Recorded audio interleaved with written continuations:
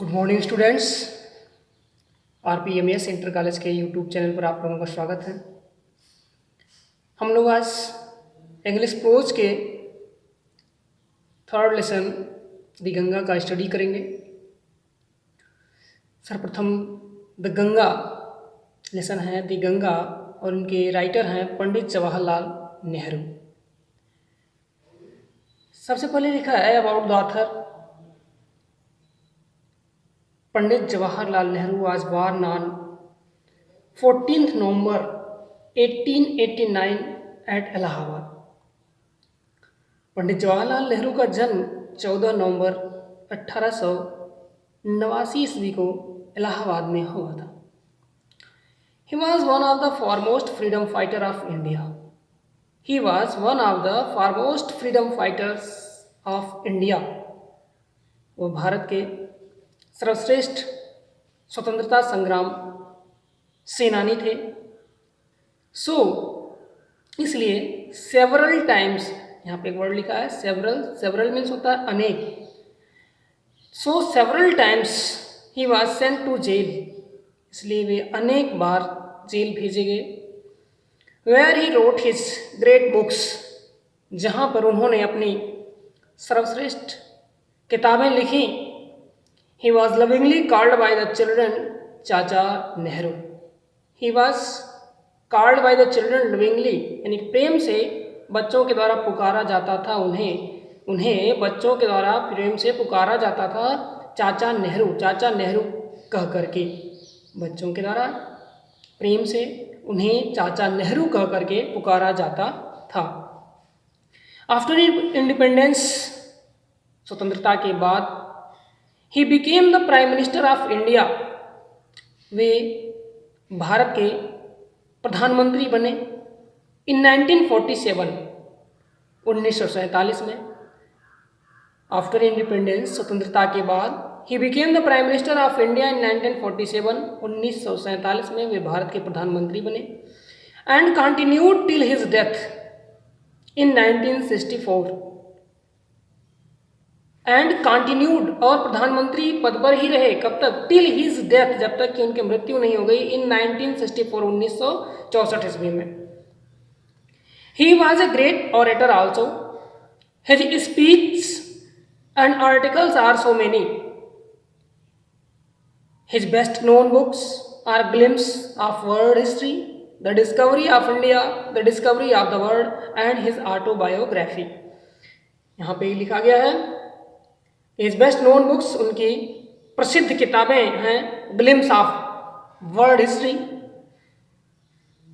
यानी विश्व इतिहास की झलक, the discovery of India, Bharat एक खोज, the discovery of the world, संसार एक खोज, एंड हिज ऑटोबायोग्राफी, और उनकी आत्मकथा। इसके बाद नेक्स्ट पॉइंट आता है अबाउट द लेसन की बात है। टाइटल उन्होंने दिया है दी गंगा यानी कि रिवर गंगा के विषय में कुछ लिखा गया है। तो यहाँ पे अबाउट द लेसन यहाँ पे इंडिकेट किया गया है। The present lesson is an extract from his last will and testament written in 1954। The present lesson, वर्तमान अध्याय जो है, इज एन एक्सट्रैक्ट मीन्स उद्धृत हुआ है या लिया गया, फ्रॉम हिज लास्ट, उनके अंतिम, will and testament, will means होता है इच्छा पत्र या जिसको कहते हैं वसीयतनामा, एंड टेस्टामेंट रिटन इन 1954, जो कि 1954 में लिखा गया था।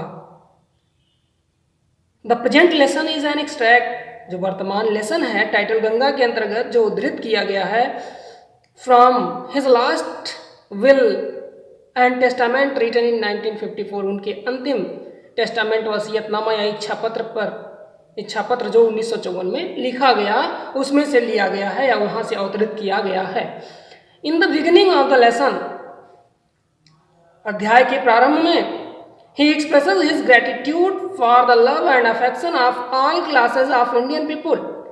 In the beginning, आरंभ में, ऑफ द लेसन, अध्याय के, he expresses, उन्होंने प्रकट किया है, एक्सप्रेस किया है, वर्णन किया है, प्रकट किया है, हिज ग्रेटिट्यूड, अपनी कृतज्ञता को, कृतज्ञता अर्थात हम जिसको कहते हैं किए गए उपकार को मानना, यानी कि जो उपकार लोगों ने किया है कि in the beginning of the lesson के प्रारंभ में ही एक्सप्रेसेस हिज ग्रेटिट्यूड, उन्होंने एक्सप्रेस किया, प्रकट किया है अपनी कृतज्ञता को for the love and affection of all classes of Indian people, for the love प्रेम के लिए, एंड अफेक्शन, अफेक्शन मीन्स होता है स्नेह के लिए, ऑफ द ऑल क्लासेस सभी वर्गों के, ऑफ इंडियन पीपुल भारतीय लोगों के, भारतीय यानी कि सभी श्रेणी के, सभी वर्ग के भारतीय लोगों का जो उन्होंने प्रेम और अफेक्शन प्राप्त किया है उसके लिए उन्होंने कृतज्ञता ज्ञापित किया है या कृतज्ञता प्रकट किया है। इन the beginning of the lesson के प्रारंभ में ही एक्सप्रेसेस हिज ग्रेटिट्यूड, उन्होंने अपनी कृतज्ञता प्रकट की है for the love and affection of all classes of Indian people, सभी श्रेणी के भारतीय, सभी श्रेणी के भारतीय लोगों का जो अफेक्शन और लव यानी कि प्रेम और स्नेह उन्हें प्राप्त हुआ उसके प्रति उन्होंने कृतज्ञता प्रकट की है। देन तब next he expresses his love for the Ganga which is beloved of our people, then उसके बाद एक्सप्रेसेस हिज लव, उन्होंने प्रकट किया अपने प्रेम को फॉर द गंगा यानी कि गंगा रिवर के लिए, which is beloved of our people, जो कि अपने लोगों की प्रिय है यानी कि नागरिकों की, भारतीय नागरिकों की बहुत प्रिय है। He says that the Ganga has been a symbol of India's age-long culture and civilization. He says that, वे बताते हैं, कहते हैं कि the Ganga has been a symbol, कि जो गंगा है एक सिंबल है, प्रतीक है of इंडियाज यानी कि यहाँ पे अपॉस्ट्रोफी एस लगा है, भारत के एज लॉन्ग कल्चर यानी कि युगों से जो चली आ रही है, एज लॉन्ग यानी एज मीन्स उम्र होता है, लॉन्ग एज यानी कि लंबे समय से जो चली आ रही है, यानी युगों से जो चली आ रही कल्चर, सभ्यता एंड सिविलाइजेशन, संस्कृति एंड सिविलाइजेशन और सभ्यता का क्या है, सिंबल है। ही सेज दैट, वे कहते हैं कि बताते हैं कि Ganga has been a symbol, कि गंगा एक प्रतीक है of India's age long culture, Bharat की युगों से चली आने वाली संस्कृति की एंड सिविलाइजेशन और सभ्यता की। सो एज ए टोकन, यहाँ लिखा है symbol of his love, so as a symbol of his love he wanted that a handful of his ashes should be thrown into the Ganga and the major portion of them should be scattered over the field of India। इसलिए वो उन्होंने अपने वसीयतनामे में या इच्छा पत्र में या टेस्टामेंट या जो विल लिखा है, विल में उन्होंने लिखा है कि ऑफ हिज लव, अपने प्रेम की वजह से ही वांटेड, वह चाहते हैं दैट कि ए हैंडफुल ऑफ हिज एसेस, कि एक मुट्ठी ऑफ हिज एसेस यानी उनके अंतिम क्रिमेशन के बाद जो उनकी भस्म बचती है, राख बचती है, शुड बी थ्रोन, फेंकी जाए इनटू द गंगा, गंगा में, and the major portion of them, और उनका मुख्य भाग शुड बी स्कैटर्ड, बिखेर दिया जाए, over the field of India, India के मैदानों में या खेतों में। और इस तरह से उन्होंने इसमें एक्सप्रेस किया है, वर्णन किया है कि उनका क्रिमेशन के बाद, उनके डेड बॉडी के क्रिमेशन के बाद उनकी जो एसेस बचती है उनका कैसे उनको डिस्पोज किया जाए। इसके बाद यहाँ से आपका लेसन स्टार्ट होता है। फर्स्ट टर्म दिया है, उन्होंने लिखा है कि I have received so much love and affection from the Indian people that nothing that I can do can repay even a small fraction of it. I have received, हमने प्राप्त किया है, सो मच लव, इतना अधिक प्रेम, and affection, affection means होता है स्नेह, स्नेह फ्रॉम द इंडियन पीपल, भारतीय लोगों से, दैट नथिंग, दैट, फिर वहां पे लिखा है कि that nothing that I can do, कि आई कैन डू, जिसके लिए मैं कुछ भी नहीं कर सकता, repay even a small fraction of it, small fraction of it, इसके अंश मात्र को भी रिपे करने के लिए यानी लौटाने के लिए, रीपे पुनः वापस करने के लिए मैं कुछ भी नहीं कर सकता हूँ। I have received so much love and affection, हमने इतना अधिक स्नेह और प्रेम प्राप्त किया है फ्रॉम द इंडियन पीपल, भारतीय लोगों से, दैट नथिंग, तो ऐसा कुछ नहीं है, दैट आई कैन डू, जिसे मैं कर सकता हूँ, repay even a small fraction of it, कि जिसे करके मैं उसका अंश मात्र भी वापस लौटा सकूँ। एंड इंडीड, और वास्तव में, there can be no repayment, and there can be, यहाँ लिखा है कि एंड इंडीड, और वास्तव में, there can be no repayment of so precious a thing as affection, और वहाँ यानी कि करें there can be no repayment, यहाँ पे कोई वापसी नहीं होती है। Of so precious a thing, इतनी मूल्यवान वस्तु के लिए एज अफेक्शन, जैसा कि स्नेह होता है, यानी स्नेह जैसी वस्तु के लिए यहाँ पे वापस करने के लिए, रिपे करने के लिए कोई भी वस्तु नहीं बनी है कि जिसको स्नेह के बदले में दिया जा सके।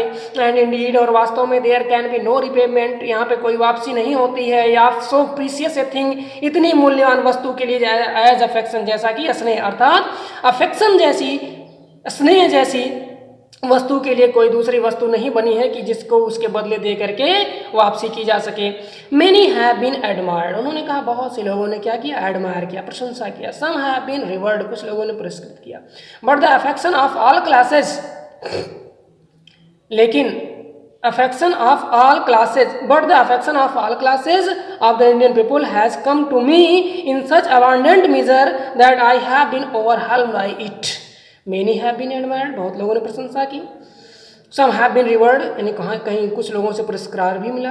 But the affection, लेकिन जो affection of all classes, सभी श्रेणियों का, सभी वर्गों का, of the Indian people, भारतीय लोगों का, has come to me, मेरे पास आया, in such abundant measure, यानी कि इतनी measure, प्रचुर, abundant measure, प्रचुर मात्रा में, that I have been overwhelmed by it, that I have been overwhelmed, overwhelmed means होता है ढक जाना, कि ढक गया by it, इससे कि मैं इस पूरे से क्या हो गया, पूरा ढक गया। इतना अफेक्शन मुझको इतना प्रचुर मात्रा में मिला भारतीय लोगों का, या सभी श्रेणी के भारतीय लोगों का इतना अफेक्शन मुझे मिला कि मैं उसमें ढक गया। I can only express the hope, I can only express, मैं केवल प्रकट कर सकता हूँ होप, आशा को, that कि in the remaining years, remaining means होता है बचे हुए, ईयर्स वर्षों में। कौन से remaining years, remaining year of his life. Pandit Jawaharlal Nehru says about his life that remaining year, यानी कि उन्होंने ये कहा कि आई कैन ओनली एक्सप्रेस, मैं केवल प्रकट कर सकता हूँ, द होप, उम्मीद को, आशा को, दैट कि इन द रिमेनिंग ईयर्स, बचे हुए वर्षों में, आई मे लिव, कि जब मैं जीवित रहूँ, आई शैल नॉट बी अनवर्दी, मैं नहीं होऊंगा अनवर्दी, अयोग्य, वर्दी मीन्स होता है अयोग्य, अनवर्दी मीन्स हो जाएगा अयोग्य, कि मैं अयोग्य नहीं होऊंगा, of my people and their affection, अपने लोगों के लिए मैं अयोग्य नहीं होऊंगा और उनका स्नेह प्राप्त करने में मैं अयोग्य नहीं होऊंगा। अर्थात लोग मुझे तब भी, बचे हुए वर्षों में भी मुझे उसी तरह का स्नेह देंगे जैसा कि पहले देते आए हैं। To my innumerable comrade and colleagues I owe an even deeper depth of gratitude. फिर नेक्स्ट उन्होंने किसके लिए कहा कि टू माई इनमरेबल, नंबरेबल यानी काउंटिंग जिनकी की जा सकते, इनमरेबल अनगिनत, जिनकी काउंटिंग ना की जा सके, जिनकी गणना ना की जा सके। To my innumerable comrade, comrade means हो जाएगा प्रशंसक, कॉलीग्स मीन्स सहकर्मी, आई वो मतलब होता है ऋणी होना, एंड इवन डीपर डेप्थ, एक गहरे ऋण का मैं ऋणी हूं, ऑफ ग्रेटिट्यूड, कृतज्ञता का। To my innumerable comrade and colleagues, अपने अनगिनत प्रशंसकों और सहकर्मियों का, I owe an even deeper depth of gratitude, मैं उनका एक गहरा यानी बड़े ऋण से ऋणी हूं। We have been joint partners, we have been joint partners, हम एक साथ पार्टनर्स, भागीदार थे, भागीदार रहे हैं। In great undertakings, in great undertakings यानी कि बड़े कार्यों को संपन्न करने में हम बराबर के सहयोगी रहे हैं। We have been joint partners in great undertakings, undertaking यानी बड़े कार्यों को पूरा करने में हम सहयोगी रहे हैं। And have shared the TRIMS and sorrows, and और शेयर्ड, शेयर मीन्स होता है भागीदार होना, हिस्सेदारी करना या भागीदारी बनाना। तो कहते हैं एंड हैव शेयर्ड, और भागीदार बने हैं, द ट्रिम्स एंड सारोज, यानी ट्रिम्फ मीन्स होता है विजय, एंड सारोज और दुख, यानी कि जो ग्रेट अंडरटेकिंग थी, जो बड़े कार्यों को पूरा किया गया, उनमें हम लोग साथ रहे। एंड हैव शेयर्ड, और हम भागीदार रहे, जो हमारी जो जीत हासिल हुई उनकी खुशियों में हम भागीदार रहे, और जो दुख मिला उसको भी साथ साथ हम लोगों ने महसूस किया या झेला। विच इनएविटेबली अकम्पनी देम, जिसे अनिवार्य रूप से हम साथ साथ पूरा किए। फिर नेक्स्ट पार्ट यहाँ पे लिखा है, उन्होंने फिर सभी लोगों से उन्होंने कृतज्ञता ज्ञापित करने के बाद नेक्स्ट क्या लिखा, व्हेन आई डाई, जब मेरी मृत्यु हो, आई शुड लाइक, मैं चाहूँगा, व्हेन आई डाई, जब मैं मरूं, आई शुड लाइक, मैं चाहूँगा, my body to be cremated. Cremated means होता है अंतिम संस्कार किया जाना, क्रीमेशन अंतिम संस्कार, क्रीमेटेड यानी कि I should like, when I die, जब मेरी मृत्यु हो, आई शुड लाइक, मैं चाहूँगा कि my body to be cremated, कि मेरे जो डेड बॉडी है उसका अंतिम संस्कार किया जाए, क्रीमेशन किया जाए। If I die in a foreign country, foreign means होता है विदेश, इफ आई डाई, यदि मेरी मृत्यु हो, इन ए फॉरेन कंट्री, दूसरे देश में, विदेश में, my body should be cremated there, तो मेरे शरीर का वहीं पे अंतिम संस्कार किया जाए। And my ashes sent to Allahabad, और जो मेरी एसेस है यानी कि क्रीमेशन के बाद जो डेड बॉडी का जो कहते हैं कि अवशेष जो होता है उनको क्या किया जाए, राख को, कि if I die in a foreign country, यदि मेरी विदेश में, दूसरे देश में मृत्यु हो, तो माई बॉडी शुड बी क्रीमेटेड, मेरे शरीर का अंतिम संस्कार किया जाए देयर, एंड वहीं पर, and my ashes sent to Allahabad, और मेरी राख को इलाहाबाद भेजा जाए। Small handful of this ashes should be thrown in the Ganga.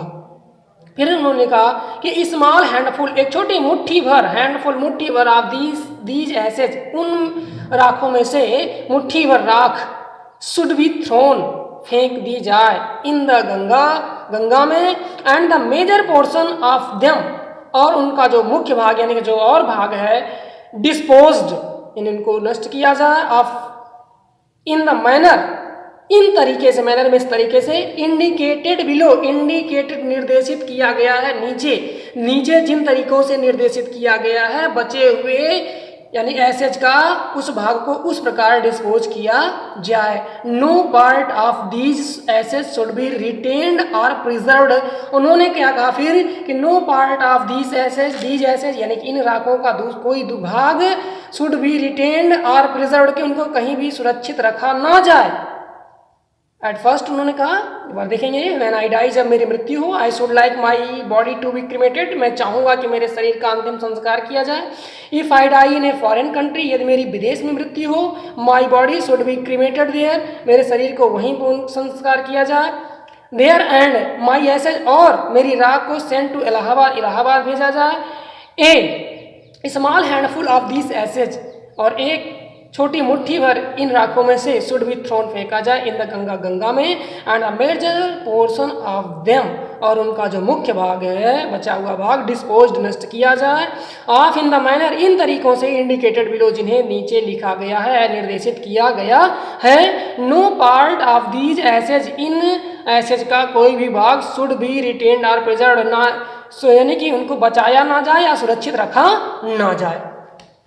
फिर उन्होंने अब कैसे डिस्पोज करने के लिए कहा, पार्ट 2 में यहां लिखा है, माई डिजायर, नेहरू जी ने लिखा कि my desire to have a handful of my ashes thrown in the Ganga at Allahabad, मेरी इच्छा है to have a handful of my ashes, मेरी एसेज का यानी कि क्रीमेशन के बाद, अंतिम संस्कार करने के बाद जो अवशिष्ट बचता है, उनमें से जो राख बचती है, thrown in the Ganga at Allahabad, उसको इलाहाबाद में गंगा में फेंका जाए। हैज़ नो रिलीजियस सिग्निफिकेंस, फिर उन्होंने कहा कि इसका कोई धार्मिक महत्व नहीं है। सिग्निफिकेंस मीन्स महत्व, रिलीजियस मीन्स धार्मिक, उन्होंने कहा इसका कोई धार्मिक महत्व नहीं है। आई एम कॉन्सर्न, फिर उन्होंने क्या लिखा कि as I am so far as I am concerned, इसलिए क्योंकि मैं गंगा से क्या हूँ, कॉन्सर्न, जुड़ा हुआ हूँ। फिर उन्होंने लिखा कि आई हैव कॉन्सर्न, कि माई डिजायर, मेरी इच्छा है, to have a handful of my ashes thrown in the Ganga, कि मेरी राख का एक मुट्ठी भर भाग गंगा में फेंका जाए, एट इलाहाबाद, इलाहाबाद में। हैज़ नो रिलीजियस सिग्निफिकेंस, जिसका कोई धार्मिक महत्व नहीं है। सो फार एज, ऐसा ही सही है क्योंकि आई एम कॉन्सर्न, मैं जुड़ा हूँ, किससे, गंगा से, रिवर गंगा से मैं जुड़ा हूँ, इनके कहने का यहाँ पे सेंस। फिर आगे क्या लिखा है, I have no religious sentiment in the matter, in the matter, इस मामले में I have no religious sentiment, कि मेरे पास कोई धार्मिक सेंटिमेंट मीन्स भावना या विचार, मेरे पास कोई धार्मिक विचार नहीं है। I have no religious sentiment, मेरे पास कोई धार्मिक विचार नहीं है इन द मैटर, इस मामले में। I have been attached to the Ganga and the Jamuna rivers in Allahabad ever since my childhood. I have been attached, मैं जुड़ा हुआ हूँ, to the Ganga and the Jamuna rivers in Allahabad, Allahabad की गंगा और जमुना नदियों से मैं जुड़ा हूँ, एवर सिंस माई चाइल्डहुड, अपने बचपन से ही। चाइल्डहुड मीन्स बचपन। तो यहाँ फिर क्या कहा इन्होंने कि आई हैव बीन अटैच्ड, मैं जुड़ा हुआ हूँ, to the Ganga and the Jamuna rivers, Ganga और जमुना नदियों से, इन इलाहाबाद, इलाहाबाद की, एवर सिंस माई चाइल्डहुड, अपने बचपन से ही। एंड और एज आई हैव ग्रोन, जैसे मैं बड़ा हुआ, ग्रोन ओल्डर यानी कि बड़ा हुआ, this attachment has also grown, तो यह अटैचमेंट भी और भी विकसित हुआ और भी बढ़ा। जैसे जैसे मैं बड़ा हुआ वैसे वैसे उसी तरह से यह अटैचमेंट भी, this attachment has also grown, यह अटैचमेंट भी बढ़ा, ग्रो हुआ। I have watched their varying moods, हमने देखा, वॉच्ड, वॉच मीन्स देखना, वॉच्ड है सेकंड फॉर्म, देयर वैरिंग, उनके वैरिंग विविधतापूर्ण मूड स्थितियों को, एज द सीजन्स चेंज, जैसे जैसे सीजन मौसम बदलते गए उनके बदलते स्वरूप को मैंने देखा। एंड हैव ऑफन थॉट, और प्रायः मैंने सोचा, of the history and myths and tradition and song and the story that have become attached to them through the long age, the become part of their flowing waters. बड़ा sentence है, यहाँ पे देखेंगे कि आई हैव वॉच्ड, हमने देखा, there varying moods, उनके बदलते हुए स्वरूप को, एज द सीजन्स चेंज, जैसे कि मौसम बदलते गए। And have often thought of the history, और प्रायः सोचा, ऑफ द हिस्ट्री, इतिहास के बारे में, एंड माइथ्स, जो कि उनके प्रति कहावतें हैं, किंवदंतियाँ, एंड ट्रेडिशन, परंपराएं, एंड सॉन्ग, गीत, एंड स्टोरी, और कहानियाँ, दैट हैव बिकम अटैच्ड, जो कि अटैच हो गई, जुड़ गई, टू देम, उनसे, थ्रू द लॉन्ग एज, लंबे समय से, and become part of their flowing water, और उनके फ्लोइंग वाटर का एक हिस्सा बन गई। उनकी जो कहानियाँ, उनके जो गीत हैं, उनकी जो किंवदंतियाँ हैं, उनका जो इतिहास है, और बदलते मौसम के साथ उनका जो विविध स्वरूप है, ये सारी चीज़ें become part of their flowing waters, उनके फ्लोइंग वाटर, बहते हुए पानी का एक क्या बन गई, हिस्सा बन गई, उनसे आई हैव वॉच्ड, यानी कि मैं जुड़ा हूँ। अब यहाँ से पार्ट 3 शुरू होता है। The Ganga specially, the Ganga specially is the river of India, specially, विशेष रूप से, the Ganga is the river of India, Ganga भारत की नदी है। Beloved of her people, beloved, प्रिय है अपने लोगों की, यानी भारतीय लोगों के प्रिय है। राउंड विच, जिसके चारों तरफ, round which are intertwined her racial memories, round which, जिसके चारों तरफ, इंटरवाइंड हर रेशियल मेमोरी, उसकी जातीय यादें, इंटरवाइंड, जुड़ी हुई हैं। हर होप्स एंड फियर्स, उसकी आशाएं, भय। हर सॉन्ग ऑफ ट्रिम्फ, उनके जीत के गीत। हर विक्ट्रीज, उनकी जीतें, विजय। हर डिफीट्स, उनकी पराजय। She has been a symbol of India's age long culture and civilisation. She यानी कौन, Ganga, has been a symbol, एक क्या है, प्रतीक है, of India's age long culture, युगों से चली आ रही भारत की कल्चर, संस्कृति एंड सिविलाइजेशन, और सभ्यता का। कह रहे हैं कि she has been a symbol, कि गंगा, सी यानी कि Ganga, has been a symbol, Ganga एक प्रतीक है, ऑफ इंडियाज, भारत के, एज लॉन्ग कल्चर, युगों से चली आ रही संस्कृति एंड सिविलाइजेशन, सभ्यता का। इवर चेंजिंग, इवर फ्लोइंग, हमेशा बदलती हुई, हमेशा बहती हुई। एंड येट इवर द सेम, और फिर वही उसी रूप में आ जाने वाली गंगा। सी रिमाइंड्स, सी यानी कि गंगा, रिमाइंड्स मी, मुझे याद दिलाती है, of the snow covered peaks and deep valleys of the Himalayas. She reminds, Ganga, reminds, याद दिलाती है, मी, मुझे, of the snow covered peaks, बर्फ से ढकी हुई चोटियों की। एंड द डीप वैलीज, और गहरी घाटियों की। ऑफ द हिमालयाज, हिमालय की। विच आई हैव लव्ड, जिसे हमने बहुत अधिक प्रेम किया, so much, and of the rich and vast plains, rich समृद्धशाली और विशाल मैदानों की, बिलो वेयर जिनकी, यानी कि जहाँ पर, where my life and work have been cast, यानी कि जहाँ पर मेरा जीवन और हमारे कार्य संपन्न हुए हैं या जिनको स्थान मिला है। तीसरा पार्ट एक बार फिर से देखेंगे। The Ganga specially is the river of India, Ganga विशेष रूप से भारत की नदी है। बिलव्ड ऑफ आवर पीपुल, अपने लोगों की प्रिय है। अराउंड विच, जिसके चारों तरफ, are intertwined her racial memories, जिसके चारों तरफ उसकी जातीय यादें जुड़ी हुई हैं। हर होप्स एंड फियर्स, उसकी आशाएं और भय हैं। हर सॉन्ग्स ऑफ ट्रिम्थ, उनके सॉन्ग्स ऑफ ट्रिम्थ जीत के गीत हैं। हर विक्ट्रीज, उनकी जीतें हैं। हर डिफीट्स, उनकी पराजय हैं।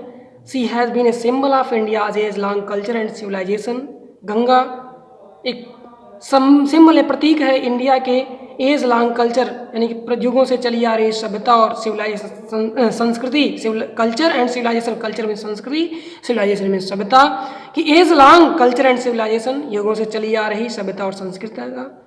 इवर चेंजिंग, इवर फ्लोइंग, हमेशा बदलती हुई, हमेशा बहती हुई, एंड येट इवर द सेम, और फिर भी वही सेम गंगा। तो भारतीय सभ्यता और संस्कृति को भी गंगा को भारतीय सभ्यता और संस्कृति का सिंबल, प्रतीक बताया गया, कि उसी तरह से भारतीय सभ्यता और संस्कृति भी कंटिन्यूली चलती आ रही है और फिर वही भारतीयता को धारण किए हुए है। फिर सी रिमाइंड्स मी, सी यानी कि गंगा, रिमाइंड्स मी, हमें याद दिलाती है, of the snow covered peaks, बर्फ से ढके हुई चोटियों की, एंड द डीप वैलीज, और गहरी घाटियों की, ऑफ द हिमालयाज, हिमालय के, which I have loved so much, जिसे हमने बहुत अधिक प्रेम किया है, and of the rich and vast, और रिच एंड वास्ट यानी समृद्धशाली, एंड वास्ट विशाल प्लेन्स, समतल भूमि, विलो नीचे, जो कि उसके नीचे हैं, वेयर जहाँ पे my life and work have been cast, हमारा जीवन और हमारे कार्यों को स्थान मिला है, या जहाँ पे हमारा जीवन व्यतीत हुआ है और महत्व को प्राप्त किया है। और इसी के साथ इसको एक पार्ट में करते हैं, अब बचा हुआ जो शेष है उसको सेकेंड पार्ट में एक्सप्लेन किया जाएगा। और आप लोग ध्यान देंगे कि वर्ड मीनिंग साथ साथ हम बोलते गए हैं। अगर आपको क्लियर नहीं होगा, आपको कोई भी डाउट होगा, हम इनको PDF के रूप में वर्ड मीनिंग पूरे लेसन के एक साथ कर देंगे और इन लेसन को रिपीट कर लेंगे। और इसके बाद जो कॉम्प्रीहेंशन क्वेश्चन आता है आपकी बुक में दिया गया है, इनको सॉल्व करेंगे। कॉम्प्रीहेंशन क्वेश्चन जो पार्ट 1, 2 और 3 यानी जितने पैराग्राफ्स पढ़ाए गए हैं उन पैराग्राफ से रिलेटेड जो भी क्वेश्चंस हैं उनको आप सॉल्व करने का प्रयास करेंगे। ये आपका होमवर्क रहेगा। जैसे ये कि आपकी किताबें दूसरे भी प्रकाशन की हो सकती है, लेकिन सेंस वही बनेगा क्वेश्चनों का। जैसे लिखा, what is the most precious gift that the author has received from his countryman, कि कौन सा, which is the most precious gift, कौन सा बहुमूल्य उपहार दैट द ऑथर, जिसको लेखक ने रिसीव्ड प्राप्त किया, फ्रॉम हिज कंट्रीमैन, अपने लोगों से। फिर दूसरा क्वेश्चन कह रहा है, what has overwhelmed the writer of the lesson, lesson के राइटर किस चीज से ढक गए। What does the author owe to his comrades and colleagues, अपने प्रशंसकों और सहकर्मियों को किसके प्रति ऋणित हुए। What does the writer hope in the remaining years of his life, what does the writer hope, कि राइटर क्या आशा करते हैं in the remaining year of his life, अपने जीवन के बचे हुए वर्षों में किस चीज की उम्मीद करते हैं। अगला क्वेश्चन करा, what is the desire of the writer after his death, after his death, अपनी मृत्यु के बाद राइटर की क्या इच्छा है। और how does the writer want his body to be treated after his death, उनकी मृत्यु के बाद उनके शरीर के साथ क्या किया जाए। Where should his ashes be sent in case his die in foreign country, in case यदि उनकी मृत्यु विदेश में हो जाती है तो उनकी राख को कहाँ ले जाया जाए, कहाँ भेजा जाए। तो ये सारी बातें आपको उन पैराग्राफ में स्पष्टता मिल रही हैं, इनको आप सॉल्व करने का प्रयास करेंगे, इनको सॉल्व करेंगे। कोई भी डाउट होगा हम क्लियर करेंगे PDF के माध्यम से, आपको इनका हल मिलेगा। दूसरा कह रहा है पार्ट में कि where varying moods et cetera has the author referred to in this passage, in this passage, इस पैसेज में वेरिंग मूड से किस चीज़ को उन्होंने संकेत किया है। Why was the author deeply attach to the Ganga, कि ऑथर जो है गंगा से बहुत ज़्यादा क्यों आकर्षित हुए हैं, जुड़े हुए हैं।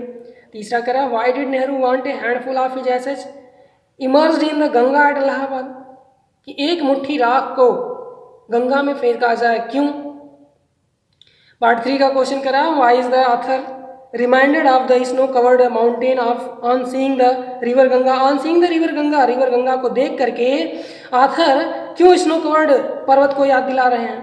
दूसरा करा, how can it be said that the river Ganga represent India's culture and civilisation, ये आप कैसे कह सकते हैं कि गंगा प्रस्तुत करती है भारत की संस्कृति और सभ्यता को? तीसरा क्वेश्चन कह रहा है कि why is the Ganga beloved of the Indian people, कि गंगा भारतीय लोगों के प्रिय क्यों है?